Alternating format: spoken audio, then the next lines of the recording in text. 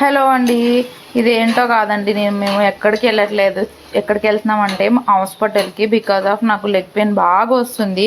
ఒక 6 months నుంచి tablets వాడుతున్నా, బట్ నో రిజల్ట్. ఈసారి ఏదైతే అదైంది చూపించుకుందామని రామదేవ్ హాస్పిటల్కి వెళ్ళిపోయాము.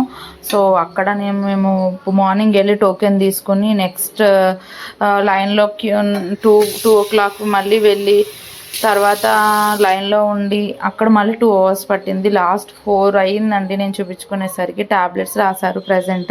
సో ట్యాబ్లెట్స్ తీసుకున్నాము. మీరు నమ్ముతారో లేదో, ఓన్లీ ట్యాబ్లెట్స్కే నాకు 1000 రూపీస్ అయింది. ఇంకా టెస్ట్లు అన్నీ చేయలేదు మనీ లేక. దెన్ వచ్చేసి మేము ఫిష్ తెచ్చుకున్నాము.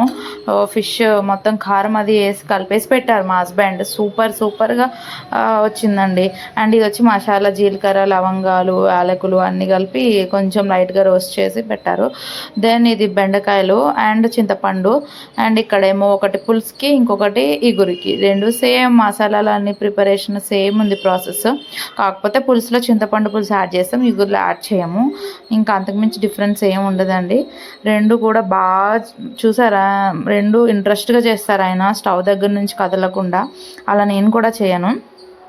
సో మొత్తం మసాలా అంతా వేగినాక ముక్కలు అది వేసేసి కలిపేశారు.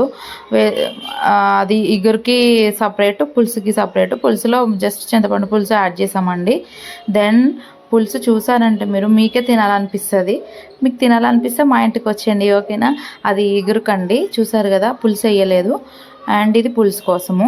ఇక్కడ లాస్ట్లో మీరు చూడండి కర్రీ ఎట్లా వచ్చిందో, నోరు ఊరిపోతుంది. ఇగురు సూపర్ యమ్మీ టేస్ట్. మీకు కూడా నచ్చితే లైక్ చేసి కామెంట్ చేయండి. నెక్స్ట్ వీడియో ఎలా చేయాలనేది మొత్తం టోటల్గా నేను కవర్ చేస్తాను. ఇది పులుసు చూసారా, బెండకాయ ముక్కలు కూడా పైకి నూనె ఎలా తేలుతుందో. అండ్ లేట్ ఎందుకు చేస్తాను నేను, ఆకలితో దంచేస్తుంటే ఫుల్గా లాగించేసాం నేను మా హస్బెండ్. ఓకే అండి, బాయ్.